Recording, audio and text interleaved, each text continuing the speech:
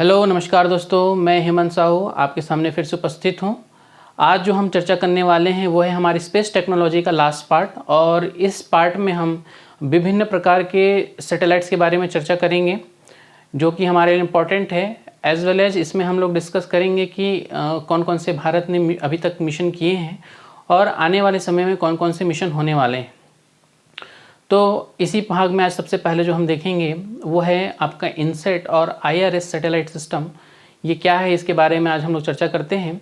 उसके बाद फिर हम लोग धीरे धीरे करके आगे विभिन्न टॉपिक्स पर चर्चा करेंगे। तो आइए देखते हैं क्या है ये।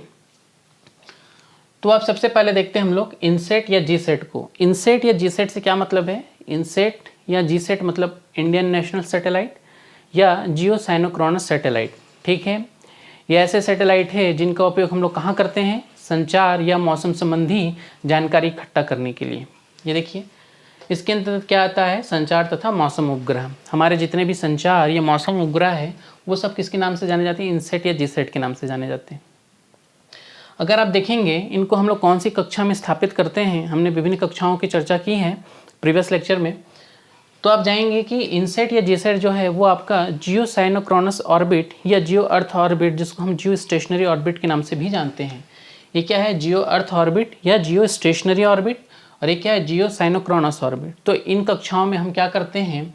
इनसैट या जीसैट को स्थापित करते हैं। ठीक है, इसके बाद अगर देखें तो हमारा जो पहला प्रायोगिक संचार उपग्रह था, ठीक है, एप्पल है। ये कैसा है? 1981 में स्थापित किया गया था, और ये हमारा कैसा उपग्रह है? प्रायोगिक उपग्रह है। ठीक, पहला प्रायोगिक संचार उपग्रह। अगर आप देखें भारत का पहला इसके बाद क्या हुआ? जो संचार उपग्रह के क्षेत्र में इनसैट सैटेलाइट छोड़े गए, उसमें जो पहला सैटेलाइट था हमारा इनसैट 1B, इनसैट 1A, वह तो असफल रहा। लेकिन उसी के बाद 1983 में हमने हमारा जो पहला सफल उपग्रह था इनसैट सीरीज में वो था इनसैट 1B, जो कि 1983 में छोड़ा गया था। ठीक है, तो इन सैटेलाइट्स का उद्देश्य क्या है? इसको हम लोग किस पर्पस के लिए यूज़ कर रहे हैं वो समझिए। देखिए, इनका उद्देश्य क्या है? व्यापार, संचार, मोबाइल संचार सेवाएं, ठीक है, D2H direct to home, data संचार सेवाएं, टेलीविज़न सेवाएं, वीडियो पिक्चर ट्रांसमिशन आदि में हम लोग यूज़ करते हैं। तो हमारा जितना भी कम्युनिकेशन नेटवर्क है जिसका हम यूज़ करते हैं, चाहे वो टेलीविज़न है, मोबाइल है, इसको हम व्यापार के पर्पस के लिए यूज़ कर रहे हैं, ग्रामीण क्षेत्रों को जोड़ने के लिए कर रहे हैं कम्युनिकेशन चीज़ों से, उन सभी क्षेत्रों में हम क्या कर रहे हैं? इन संचार उपग्रह का उपयोग करते हैं। दूरदर्शन का प्रसारण है, ठीक है, ये सब किसके माध्यम से होता है? इनसैट के माध्यम से होता है। ठीक, तो ये जो था इसका मुख्य भाग था जिसमें हम लोग इस तरह की सुविधाएं उपलब्ध कराते हैं। आप देखेंगे इसमें ही एक है जीसैट 9, ठीक है, ये भी कैसा है? कम्युनिकेशन सैटेलाइट है। जीसैट 9 क्या है? कम्युनिकेशन सैटेलाइट है। और यह कैसा सैटेलाइट है? ये भारत द्वारा वित्त पोषित सैटेलाइट है, जो भारत और भारत के 6 पड़ोसी देशों के मध्य क्या करेगा? ये कम्युनिकेशन सेवाएं उपलब्ध कराएगा। ठीक, जीसैट 9 के बारे में मैं क्या बता रहा हूँ? ये भारत और इसके 6 पड़ोसी देश यानी कि अफगानिस्तान, बांग्लादेश, भूटान, नेपाल, है ना, और इन 6 पड़ोसी देशों को क्या करवाएगा? ये कम्युनिकेशन सुविधाएं, संचार सेवाएं उपलब्ध कराएगा। तो ये भारत द्वारा वित्त पोषित सैटेलाइट है जीसैट 9।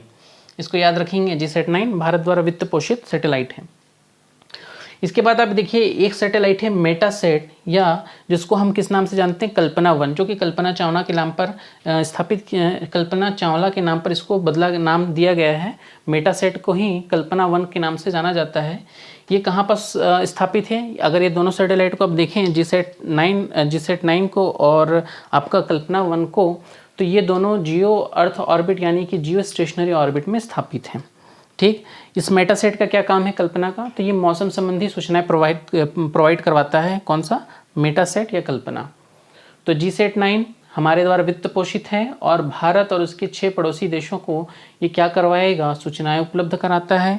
दूसरा है मेटासेट या कल्पना, जो कि हमको मौसम संबंधी जानकारियों से संबंधित। अगर आपको पेपर में आ जाए क्वेश्चन कि कल्पना जो है किससे संबंधित है, तो मौसम संबंधी से संबंधित है, रिमोट सैटेलाइट है, ठीक है, आपदा प्रबंधन के लिए। तो आपको याद रखना है कि ये किससे रिलेटेड है? मौसम संबंधी जानकारियों से संबंधित है। तो ये होता है आपका इनसेट या जी सेट। ठीक, इसके बाद अब देखते हैं हम लोग IRS, जिसको हम बोलते हैं इंडियन रिमोट सैटेलाइट, और इसको और क्या नाम से जानते हैं, अर्थ ऑब्जर्वेटरी सैटेलाइट या भू सर्वेक्षण उपग्रह। ठीक है, इंडियन रिमोट सैटेलाइट या भू सर्वेक्षण उपग्रह। अगर आप देखें IRS के अंतर्गत तो हम दो तरह के सैटेलाइट छोड़ते हैं, एक तो है आपका कार्टोसेट और एक है आपका रीसेट। ठीक है, एक है कार्टोसेट और एक है रीसेट। कार्टोसेट क्या काम करता है, कार्टोसेट जो है आपका वो मैपिंग सैटेलाइट है। अगर आप देखें तो इसको हम क्या किस नाम से जानते हैं, eye in the sky. Eye in the sky मतलब क्या करता है, ये अंतरिक्ष से जो है क्या करेगा, ऑब्जर्व करता है। ठीक है, ये अंतरिक्ष से क्या करता है, ऑब्जर्व करता है। हमारे जितने भी संसाधन हैं उन सब का क्या कराएगा, ये मैप प्रोवाइड कराता है, फ़ोटो खींचता है। फ़ोटो खींचने के बाद वो क्या करेगा, उन सारे फ़ोटोज़ को भेजता है और उन्हीं फ़ोटो का इस्तेमाल करके फिर हम क्या करते हैं, नक्शा तैयार करते हैं। तो ठीक है, इसके माध्यम से हम क्या कर रहे हैं, कार्टोसेट के माध्यम से मैपिंग कर रहे हैं। ये क्या कर रहा है, अंतरिक्ष से पृथ्वी, हमारे जो भारत है या उसके भूभाग है, भारत के भूभाग है, उन सब का फ़ोटो खींचता है और उन फ़ोटो के माध्यम से फिर हम क्या करते हैं, मैपिंग करते हैं। ठीक है, नक्शा बनाते हैं। तो ये कार्टोसेट क्या है, मैपिंग है। इसके बाद देखिए दूसरा जो है आपका रीसेट, जिसको हम लोग रिसोर्स सैटेलाइट बोलते हैं। इसका क्या काम है, ये निष्क्रिय सैटेलाइट है, निष्क्रिय IRS सिस्टम है और ये सक्रिय IRS सिस्टम है। तो निष्क्रिय IRS सिस्टम जो है इसका उपयोग हम लोग क्यों कर रहे हैं, संसाधनों का प्रबंधन करने के लिए। संसाधनों का प्रबंधन करने के लिए हमारे पास बहुत से संसाधन हैं, जल संसाधन है, ज़मीन है, जंगल है, ठीक है, समुद्री जलवायु जल संसाधन है। तो इन सब का जो प्रबंधन करने का काम होता है वो किसके माध्यम से करेंगे हम लोग, रिसोर्स सैटेलाइट के माध्यम से। ज़मीन में पानी की मात्रा कितना है, समुद्र में खनिज, समुद्र में कहाँ हमें खनिज मिलेगा, ठीक है, जलीय जीवों के बारे में जानकारी चाहिए, जंगल के बारे में जानकारी चाहिए। तो उन सब के बारे में जो उनका प्रबंधन करना होगा, उन संसाधनों का, वो हम किसके माध्यम से करेंगे, रीसेट के माध्यम से करेंगे।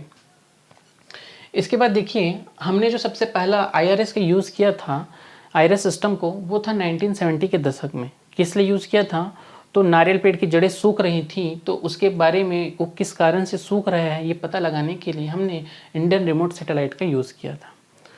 तो इंडियन रिमोट सैटेलाइट का 1970 के दशक में किस लिए यूज़ किया गया, नारियल पेड़ की जड़ों का सूखना, इसके बारे में पता लगाने के लिए किया गया था। इसके बाद देखिए अगर इसके कार्य को देखते हैं हम लोग, क्या वैसे मैंने बात कर लिया है कि कार्य क्या है इसका, भूमि, महासागर, वायुमंडल तथा पर्यावरण संबंधी कई विषय पर सूचनाएं उपलब्ध कराना। तो ये जितने भी हमारे प्राकृतिक संसाधन हैं, चाहे भूमि हो, महासागर हो, वायुमंडल हो, पर्यावरण हो, उन सबके विषय में सूचनाएं उपलब्ध कराएगा। साथ ही क्या काम करेगा, आपदा प्रबंधन का काम भी करता है। अगर कोई डिजास्टर हो गया, भूकंप आ गया, बाढ़ आ गया, ज्वालामुखी फट गई, इन सब के बारे में जो विस्तृत जानकारी है वो हमको कहाँ से मिलेगा, इंडियन रिमोट सैटेलाइट के माध्यम से मिलेगा। तो एक ये हो, ये तो रहा हमारा इनसेट और IRS सिस्टम। अब एक चीज़ आपने और सुना होगा एस्ट्रोसेट के बारे में। एस्ट्रोसेट क्या है वो समझते हैं। तो एस्ट्रोसेट क्या है, एस्ट्रोसेट को हम लोग बोलते हैं अंतरिक्ष का वेधशाला। ठीक है, इसको हम किस नाम से जानते हैं, अंतरिक्ष का वेधशाला। तो एस्ट्रोसेट को देखिए हम लोग इसका उपयोग करते हैं खगोलीय शोध के लिए, यानी कि हम लोग को ब्रह्मांड की जानकारी चाहिए होगी तो हम किसका यूज़ करते हैं, एस्ट्रोसेट का उपयोग करते हैं। ये कैसा है, ये बहुत तरंग दैर्ध्य अंतरिक्ष प्रयोगशाला है। ठीक है, इसमें क्या होता है, ये मल्टी वेवलेंथ को डिटेक्ट कर सकता है। ये एक ही साथ अल्ट्रावायलेट रेस को, एक्सरेस को और आपका क्या बोल सकते हैं उसको, दृश्य प्रकाश को, ये क्या कर सकता है, एक साथ ऑब्जर्व कर सकता है और उसके साथ ही क्या कर सकता है, ब्रह्मांड की जानकारी हमको देगा। तो हम इसको किस लिए यूज़ करते हैं एस्ट्रोसेट का, हम लोग इसको क्या बोलते हैं, वेधशाला, अंतरिक्ष का वेधशाला। तो ये हमारा काम आ रहा है खगोलीय शोध के लिए, यानी कि ब्रह्मांड की जानकारी के लिए हम लोग इसको इस्तेमाल करते हैं। ये बहुत तरंग दैर्ध्य अंतरिक्ष प्रयोगशाला है और इसको हम मिनी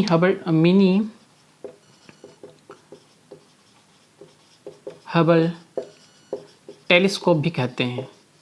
ठीक है, इसका काम जो है हबल टेलीस्कोप जैसा ही है, तो इसको हम मिनी हबल टेलीस्कोप भी कहते हैं। और ये कहाँ पर स्थापित होता है, इसको हम स्थापित किए हैं लोअर अर्थ ऑर्बिट में। ठीक है, ये कहाँ स्थापित है, लोअर अर्थ ऑर्बिट में। लोअर अर्थ ऑर्बिट में ही आपका हबल टेलीस्कोप भी है। तो एस्ट्रोसेट को अगर पूछा जाए कि एस्ट्रोसेट कहाँ स्थापित, तो आपको याद रखना है कि लोअर अर्थ ऑर्बिट में स्थापित है। ठीक है, तो ये रहा कुछ बातें जो हमको जानना था इंडियन रिमोट सैटेलाइट और एस्ट्रोसेट के बारे में। अब इसके बाद हम देखते हैं कि कुछ मिशंस को देखते हैं, जैसे कि हमारा चंद्रयान 1 है, चंद्रयान 2 है, मंगल मिशन से इनके बारे में जो बेसिक फैक्ट्स हैं वो हम देखते हैं। ठीक है दोस्तों, चलिए अब देखते हैं कि हम लोग अब जो बात करेंगे चंद्रयान 1 और चंद्रयान 2 की, दो हमारे इंपॉर्टेंट मिशन है, जिसमें खासतौर पर चंद्रयान 2 हमारे लिए ज़्यादा इंपॉर्टेंट है क्योंकि यह बहुत ही रिसेंट की बात है। अब देखेंगे चंद्रयान 1 को, तो चंद्रयान 1 जो है हमारा सबसे पहला मिशन था जो कि 2008 में हमने क्या किया, संपन्न किया। अब देखेंगे कि जो चंद्रमा की सतह पर ऐसा मिशन करने वाला, सक्सेसफुली मिशन करने वाला भारत छठा राष्ट्र बना। तो चंद्रयान 1 जो है किसके माध्यम से किया गया था लॉन्च, PSLV XLC-11 के माध्यम से श्रीहरिकोटा से हमने लॉन्च किया था। ठीक है, PSLV XLC-11, इसको याद रखिएगा कि हमने कौन सा प्रक्षेपण यान यूज़ किया था, तो PSLV XLC-11। ठीक है, एक्सेल मतलब एक्स्ट्रा लार्ज, हम किसकी बात करते हैं, एक्स्ट्रा लार्ज क्या होता है इसमें, स्ट्रैपन मोटर्स होता है। तो ये कब हुआ था, 22 अक्टूबर 2008 को प्रक्षेपित किया गया था। इंपॉर्टेंट है ये डेट। ठीक है, और ये प्रक्षेपण यान हमारे लिए इंपॉर्टेंट है चंद्रयान 1 से। दूसरा, इसके बाद देखिए कि चंद्रमा की कक्षा में कब प्रवेश किया, तो चंद्रमा की कक्षा में प्रवेश किया 8 नवंबर 2008 को। 22 अक्टूबर 2008 को हमने प्रक्षेपित किया और 8 नवंबर 2008 को ये क्या हुआ, जो होगा चंद्रमा की कक्षा में प्रवेश कर गया। ठीक है, इसे हम किसके माध्यम से प्रेक्षित कर रहे हैं, PSLV XLC-11 के माध्यम से कर रहे हैं। ठीक, पहले हम इसको क्या किए, अर्थ के ऑर्बिट में स्थापित करते हैं, उसके बाद फिर हम लोग GTO यानी कि जियो ट्रांसफर ऑर्बिट के माध्यम से इसे फिर किस में स्थापित करते हैं, चंद्रमा की सतह पर, चंद्रमा की कक्षा में स्थापित करते हैं। इसके बाद देखिए 18 नवंबर 2008 को चंद्रयान 1 से उपकरण निकला, एक मून इम्पैक्ट प्रोब को अलग किया गया। ठीक है, चंद्रयान 1 से क्या निकला, उपकरण मून इम्पैक्ट प्रोब, कब, 18 नवंबर 2008 को। ठीक है, इस चंद्रयान के साथ अगर आप देखेंगे तो भारतीय उपकरण तो थे ही, साथ में इसे दूसरी स्पेस एजेंसी जैसे कि नासा है और यूरोपियन एजेंसी, उनके भी कुछ उपकरण इसके साथ गए थे। ठीक, तो इसमें विदेशी उपकरण भी थे, जिसमें नासा, यूरोपियन यूनियन के उपकरण भी साथ में गए थे। अब देखिए यह जो मिशन था 2 वर्ष के लिए था। ठीक, चंद्रयान 1 की बात करें तो यह मिशन कितने वर्ष के लिए था, 2 वर्ष के लिए, लेकिन यह मिशन 312 दिन में ही समाप्त हो गया। यह मिशन 312 दिन में ही समाप्त हो गया क्योंकि इसमें क्या हुआ कि हमारा जो सिग्नल था वो सिग्नल लॉस्ट हो गया, और सिग्नल लॉस होने के कारण हमारा यह मिशन क्या हो गया, 312 दिन में ही समाप्त हो गया। तो लेकिन इस मिशन से हमें फ़ायदा क्या हुआ वो देखते हैं। उपलब्धि क्या थी इस मिशन की, इस मिशन की सबसे बड़ी उपलब्धि थी कि चंद्रमा में पानी का पता लगाया गया। पहली बार जो किसी मिशन के माध्यम से चंद्रमा में जो पानी का पता लगा वो था आपका चंद्रयान 1। इसके पहले जितने भी मिशन हुए चंद्रमा को लेकर, उनमें किसी में भी पानी के साक्ष्य नहीं मिले थे। तो पहली बार जो पानी के साक्ष्य मिले थे वो हमें मिला चंद्रयान 1 के कारण, जो चंद्रमा में पानी का पता लगा। तो ये बहुत बड़ी उपलब्धि थी कि हमारे भारतीय मिशन चंद्रयान 1 के माध्यम से चंद्रमा की सतह पर पानी के मॉलिक्यूल्स हमें दिखे। लेकिन दूसरी बात ये है जानने लायक, क्योंकि इसमें विदेशी उपकरण भी लगे हुए थे। जो सैटेलाइट गया तो इसमें नासा के सैटेलाइट ने इस पानी के मॉलिक्यूल को कैच किया है कि चंद्रमा की सतह पर पानी के मॉलिक्यूल हैं। ये कौन से नासा के उपकरण से पता चला, भारतीय उपकरण से पता नहीं चला है। किसके उपकरण से पता चला है, नासा के उपकरण से पता चला है। तो ये था आपका चंद्रयान 1। ठीक है, अब इसके बाद जो हमारे लिए सबसे इम्पोर्टेंट है जानना वो है आपका चंद्रयान 2। ठीक, चंद्रयान 2 जो कि अगर इसका एस्टिमेट देखें तो ये 350 करोड़ में ये मिशन किया गया था। ठीक, चंद्रयान 1 जो था हमारा 350 करोड़ का मिशन था। चंद्रयान 2 लगभग 800 करोड़ खर्च किया गया है इसमें, चंद्रयान 2 में। और इसके लिए जो हम लोग प्रक्षेपण यान यानी कि लॉन्चिंग व्हीकल यूज़ किए वो था GSLV Mark 1 M1। तो ये बहुत याद रखिए कि हमने इसमें जो क्या बोलते हैं प्रक्षेपण यान यानी कि लॉन्चिंग व्हीकल यूज़ किया है वो है आपका GSLV Mark M1। ठीक है, GSLV जिसको हम किस नाम से भी जानते हैं, बाहुबली। ठीक, इसको हम किस नाम से जानते हैं, बाहुबली, फैट बॉय, बाहुबली। ठीक है, ये किसका नाम है, GSLV Mark 1 का। ये भारत का सबसे उन्नत प्रक्षेपण यान है, लॉन्चिंग व्हीकल है। इसके माध्यम से हमने चंद्रयान 2 किया है। तो चंद्रयान कब प्रक्षेपित किया गया था, ये डेट इंपॉर्टेंट है, 22 जुलाई 2019 को यह मिशन हुआ। हमने प्रक्षेपित किया 22 जुलाई 2019 को, और 20 अगस्त 2019 को यह चंद्रमा की कक्षा में प्रवेश कर गया। ठीक है, 22 जुलाई 2019 को क्या हुआ, हमने GSLV के माध्यम से प्रक्षेपित किया और 20 अगस्त 2019 को यह चंद्रमा की कक्षा में प्रवेश कर गया। उसके बाद इसके लैंडिंग की जो डेट थी वो है 7 सितंबर 2019। तो 7 सितंबर 2019 को ये चंद्रमा की कक्षा में चंद्रमा की सतह पर उतरेगा। लेकिन यहाँ क्या हुआ, हमारा जो लैंडर था वो क्रैश लैंडिंग कर गया, और क्रैश लैंडिंग करने के कारण हमारा संपर्क क्या हो गया, वहाँ से टूट गया। तो जैसे ही चंद्रमा की सतह से वो नीचे उतर रहा था तो वो अपनी स्पीड को संभाल नहीं पाया, और स्पीड ना संभाल पाने के कारण क्या हो गया, उसको उतरना था सुरक्षित, लेकिन वो क्या हो गया, टिल्ट हो गया, गिर गया, और इस कारण क्या होगा, हमारा सिग्नल लॉस्ट हो गया और हमारा मिशन वहीं समाप्त हो गया। तो देखिए, यह जो मिशन था चंद्रयान-1, ये कहाँ हो रहा है, चंद्रमा के दक्षिणी ध्रुव पर था, जो कि जनरली सूर्य की रोशनी वहाँ नहीं पहुँचती है, वो उसका ब्लैक पार्ट है जहाँ पर सूर्य की रोशनी नहीं पड़ती, उस पार्ट पर यह मिशन था, चंद्रमा के दक्षिणी ध्रुव पर। ठीक है, अब चंद्रयान 2 को देखें तो उसमें जो हमारे उपग्रह थे, उसके चंद्रयान जो मिशन 2 है उसके 3 मुख्य पार्ट हैं, 3 मुख्य हिस्से हैं। एक तो है उसमें ऑर्बिटर, एक है उसमें लैंडर, और एक है उसमें रोवर। ऑर्बिटर का क्या काम है, ऑर्बिटर का काम है कि वो चंद्रमा के कक्षा में घूमता रहेगा और चंद्रमा के इमेज हमें प्रोवाइड कराता रहेगा। ठीक है, ऑर्बिटर का क्या काम है, चंद्रमा का चक्कर लगाएगा और उसकी तस्वीरें हमें मुहैया कराएगा। दूसरा है आपका लैंडर। यही लैंडर जो कि क्या करना था, चंद्रमा की सतह पर लैंड करना था, उतरना था, और इसी लैंडर के अंदर क्या था, आपका रोवर। ठीक है, यह रोवर 6 पहियों वाला एक रोबोट समझ लीजिए, जो उस लैंडर से बाहर निकलता और चंद्रमा के सतह पर 500 मीटर तक ट्रेवल करता और यहाँ 14 दिन तक काम करता, और उसके क्या बोलते चंद्रमा की सतह से रिलेटेड जितने भी जानकारियाँ हैं वो हमें मुहैया कराता। ठीक है, तो इस लैंडर को हम जानते हैं किस नाम से, विक्रम के नाम से। ये इंपॉर्टेंट है याद रखना कि लैंडर को हम किस नाम से जानते थे, विक्रम, और रोवर को हम जानते थे प्रज्ञान। तो रोवर का नाम था प्रज्ञान और लैंडर का नाम था विक्रम। ठीक है, और यह विक्रम जो हो गया क्रैश लैंडिंग हो गया और हमारा मिशन समाप्त हो गया, और ये रोवर जो है वो निकल ही नहीं पाया। तो रोवर क्या है, 6 पहिए वाला आप इसको रोबोट समझ लीजिए, जो चंद्रमा की सतह से निकलेगा, 14 दिन तक वो वहाँ घूमेगा, 500 मीटर की दूरी तय करेगा और चंद्रमा की सतह से विभिन्न जानकारियाँ हमें प्रोवाइड कराएगा। जिसमें था, देखिए उद्देश्य क्या था इसका, हमारा चंद्रमा की सतह में खनिज तत्वों की, चंद्रमा की सतह में कौन कौन से खनिज तत्व हैं, जल की मात्रा क्या है, जल के साक्ष्य जो हमको ढूंढना था कि जल है तो कितनी मात्रा में है, क्या है, वहाँ बर्फ़ है तो वहाँ से हमें पानी का जो लेवल है वो कितना होगा, क्या होगा। फिर चंद्रमा में जो चोटियाँ हैं, खड्डे हैं, उन सब के आकृति संरचना के बारे में जानकारी, ये सब चीज़ें जो थी इस मिशन का मुख्य हिस्सा था, उद्देश्य था, जो हमको इस मिशन के थ्रू मिल सकता था। चूँकि हमारा लैंडर क्रैश लैंडिंग कर गया और यह जानकारी अभी तक हमारे लिए क्या हो गई, अनुपलब्ध हो गई। ठीक है, और आप देखें तो लैंडर जो है वो आज तक केवल 3 ही देश जो हैं सक्सेसफुली चंद्रमा पर अपने लैंडर को जो है लैंड कर पाए हैं। एक तो है आपका USA, दूसरा है रशिया और तीसरा है चाइना। तो भारत अगर कर लेता तो चौथा राष्ट्र हो जाता जो सक्सेसफुली चंद्रमा पर अपने लैंडर उतार लेता, पर यह मिशन जो हो गया फेल हो गया।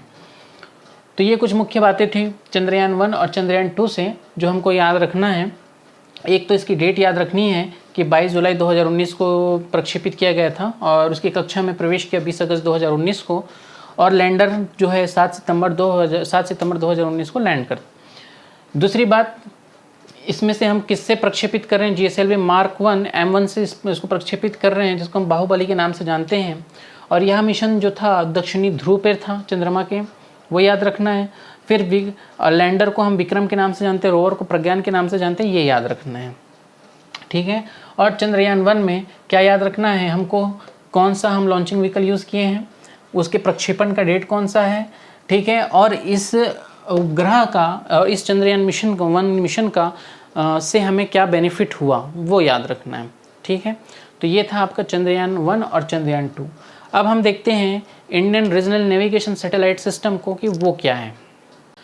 चलिए अब क्या देखते हैं हम लोग, मॉम को देखते हैं, मार्स ऑर्बिटल मिशन को, और साथ ही हम पढ़ेंगे Indian regional navigation satellite system. ठीक है, इन दोनों को देखते हैं, इसमें क्या है। अगर आप मार्स ऑर्बिटर मिशन को देखें तो यह कब हुआ था, इसको हमने किसके माध्यम से लॉन्च किया था, PSLV XLC-25 के माध्यम से। तो इम्पोर्टेंट क्या है, एक तो ये चीज़ है कि हम इसको कौन सा प्रक्षेपण यान यूज़ कर रहे हैं, PSLV XLC-25। दूसरा, इसकी लागत कितनी थी, 450 करोड़। तीसरी बात क्या है कि कब लॉन्च किया गया था, तो ये लॉन्च किया गया था 5 नवंबर 2014 को। तो मंगल मिशन जो था हमारा 5 नवंबर 2014 को PSLV XLC-25 के द्वारा लॉन्च किया गया था। और यह मंगल के जो ऑर्बिट है उसमें कब प्रवेश किया, 20 सितंबर 2014 को। तो मंगल के ऑर्बिट में ये इसने 20 सितंबर 2014 को प्रवेश कर लिया, 20 सितंबर 2015 को, ठीक है। तो यह 20 सितंबर 2015 को मंगल के ऑर्बिट में प्रवेश कर गया। मंगल पर अगर आप देखें, मंगल मिशन पर, तो मंगल पर सफल अभियान करने वाला भारत चौथा राष्ट्र है। कैसा है, भारत चौथा राष्ट्र है। और पहले ही बार में सफलता प्राप्त करने वाला भारत पहला राष्ट्र है। तो ये चीज़ याद रखिएगा, मंगल पर मिशन करने वाला भारत चौथा राष्ट्र है सक्सेसफुली, और एक ही बार में सक्सेसफुल हो गया वो, वैसा जो है अपने पहले ही मिशन में मंगल पर अपना अभियान करने में सफल हो गया, उसमें पहले नंबर पे है। उद्देश्य क्या है इस मिशन का, इस मिशन का उद्देश्य है कि मंगल की सतह की आकृति, मंगल ग्रह की सतह की आकृति, खनिज तथा वहाँ की वायुमंडल का अन्वेषण एवं प्रेक्षण करना। क्या करना, वहाँ के वायुमंडल कैसी है, वहाँ के चट्टानों की आकृति क्या है, वहाँ क्या क्या खनिज हो सकते हैं, है ना, और उन सब के बारे में जो जानकारी इकट्ठा करना है, ये हमारे मार्स ऑर्बिटर मिशन का लक्ष्य था। ठीक, तो यह बहुत ही सस्ता हमारा मिशन था, 450 करोड़ का। अगर आप दूसरे देशों के मार्स मिशन को देखें तो वो बहुत ही ज़्यादा खर्चीला मिशन था। इस हिसाब से हमारा पहली बार में हमने जिस तरह सफलता प्राप्त की, ये अपने आप में तारीफ़ के काबिल है।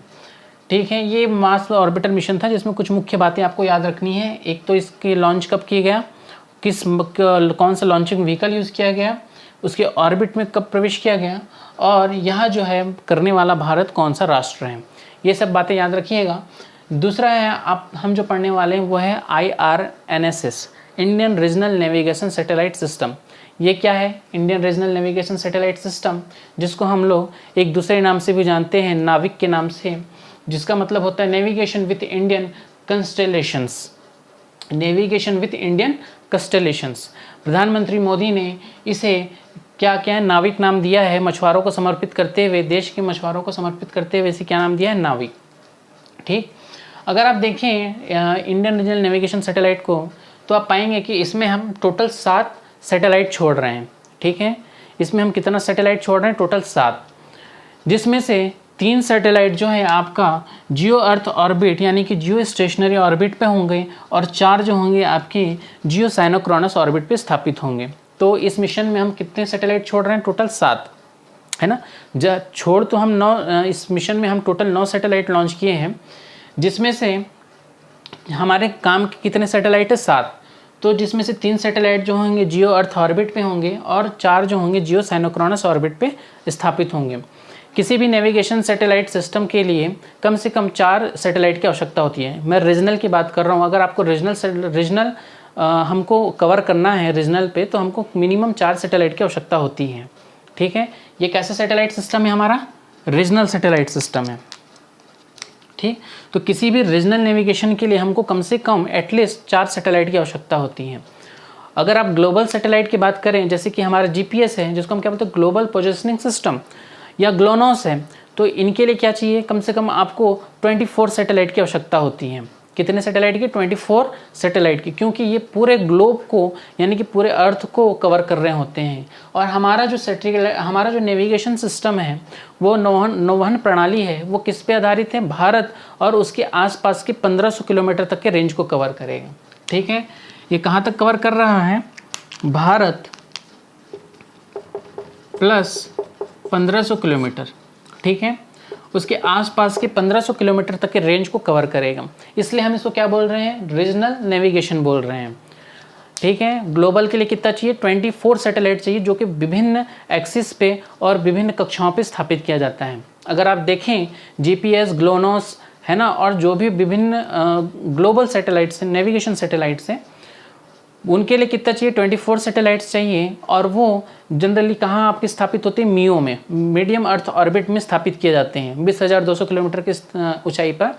ये सब जो है जीपीएस स्थापित किए जाते हैं। पर अगर आप हमारे रीजनल नेविगेशन सैटेलाइट सिस्टम को देखें तो ये कहाँ है आपका, एक तो है आपका जियो अर्थ ऑर्बिट या जियो साइनोक्रोनस ऑर्बिट पे है, यानी कि कहाँ है, ये जियो ऑर्बिट पे स्थापित है सब। तो ये एक डिफरेंस है दोनों में। उसके बाद ये भारत और 1500 किलोमीटर तक के आसपास के एरिया को करेगा, यानी कि भारतीय महाद्वीप को कवर करेगा। इसके अंतर्गत हमने अभी तक टोटल 9 सैटेलाइट छोड़े हैं। 7 सैटेलाइट हमारे काम के हैं और 2 सैटेलाइट जो हैं हमारे सब्स्टिट्यूट के रूप में काम आएंगे। जिसमें से आप देखें तो हमारा जो पहला सैटेलाइट था वो था IRNS-1A, जो कि PSLV XL C22 के माध्यम से हमने छोड़ा था। तो पहला सैटेलाइट हम कब छोड़े थे, PSLV XL C22 के माध्यम से छोड़े थे। उसके बाद जो अंतिम हमारा है वो है PSLV-1I, ठीक है, और जिसमें कौन सा है, PSLV XL C41 हमने लॉन्चिंग व्हीकल यूज़ किया है। इसमें से एक जो है अभी तक जो छोड़ा है उसमें से PSLV-1H, ये हमारा असफल था, ये हमारा असफल था। बाकी PSLV-1A, 1B, 1C, 1D, 1E, 1F, 1G, 1H और 1I, इस तरह से 9 सैटेलाइट छोड़े गए हैं जिसमें PSLV-1H असफल है। ठीक, तो ये जो हमारा है नेविगेशन सिस्टम है। कार्य क्या है इसका आप समझिए। स्टैंडर्ड पोजिशनिंग सेवाएं, इसकी 2 मुख्य कार्य हैं। एक तो है स्टैंडर्ड पोजिशनिंग सेवाएं, यानी कि वस्तु और व्यक्ति की सटीक स्थिति का पता लगाने के लिए हम इसको इस्तेमाल करते हैं। ठीक है, मैं अगर मेरे को किसी एग्जाम सेंटर को देखना है तो मैं क्या करूँगा, तुरंत जीपीएस निकालता हूँ और खोजता हूँ कि कहाँ पास है उसका लोकेशन। तो ये क्या हो रहा, वस्तु स्थान की हमारी जो सटीक जानकारी होती है, कहाँ पास उसकी पोजीशनिंग होगी, ये हम कहाँ से किसके माध्यम से जान पाएंगे, नेविगेशन सिस्टम के माध्यम से। दूसरा है सीमित सेवाएं। सीमित सेवाएं कहने का मतलब ये है कि हम इसमें केवल कुछ रिस्ट्रिक्टेड उपभोक्ताओं को ही हम ये सेवाएं उपलब्ध कराएंगे। हम केवल ये जो सेवाएं हैं वो केवल रिस्ट्रिक्टेड उपभोक्ताओं को कराएंगे। तो ये हो गया सीमित सेवाएं, ठीक है। और एक हो गया आपका स्टैंडर्ड पोजिशनिंग सेवाएं। फ़ायदा क्या है इससे भारत को फ़ायदा ये है कि हम खुद का नेविगेशन प्रणाली स्थापित करेंगे तो हमारा जो अब तक हम जो जीपीएस पे डिपेंड थे वो डिपेंडेंसी कम हो जाएगी। एज वेल एज जैसा कि हमने कारगिल के समय देखा कि जब हमें जीपीएस की आवश्यकता थी और उन्होंने हमें देने से मना कर दिया, तो ऐसे विषम परिस्थितियों में जब हम दुश्मनों के लोकेशन को पता लगाना होगा तो अगर खुद का नेविगेशन प्रणाली है तो हमारी डिपेंडेंसी दूसरे पे कम है और हम उतने ही ज़्यादा सिक्योर हैं। तो ये एक बात हुई। दूसरा, अगर हम खुद का नेविगेशन सिस्टम इस्तेमाल कर रहे हैं तो हम ज़्यादा सुरक्षित भी हैं बाकी की अपेक्षा, ठीक है। और स्वदेशी तकनीक इस्तेमाल करने का है कि ये अपने आप में विज्ञान और तकनीक के क्षेत्र में हमें एक नई ऊंचाई पर भी ले जाता है। तो इस तरह से कुछ मुख्य बातें हैं इस Indian regional navigation satellite system की जो हमको जानना था। इसके बाद देखिए एक चीज़ और देखते हैं हम लोग। तो चलिए अब जो हम देखेंगे, एक तो है गगन और एक है आपका गगन मिशन, ठीक है। इस दोनों को आपको मैच नहीं करना है। गगन क्या है, गगन एक अलग चीज़ है और गगन मिशन जो है आपका एक अलग चीज़ है। अगर आप गगन को देखेंगे तो क्या है, GPS aided geo augmented navigation system है, ठीक है। GPS aided geo augmented navigation system, जिसको किसने तैयार किया है, इसरो और एयरपोर्ट अथॉरिटी ऑफ इंडिया दोनों ने संयुक्त रूप से विकसित किया है। ये क्या है आपका, एयरपोर्ट अथॉरिटी ऑफ इंडिया, ठीक।